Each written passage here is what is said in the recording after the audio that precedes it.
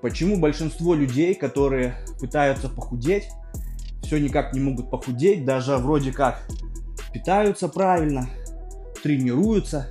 На мой взгляд, такие люди, как правило, подвержены влиянию фитнес-блогеров, которые, да, имеют красивое тело, благодаря тому, что употребляют фармакологию, ебашат в зале очень сильно, но пытаются продать какую-то волшебную таблетку.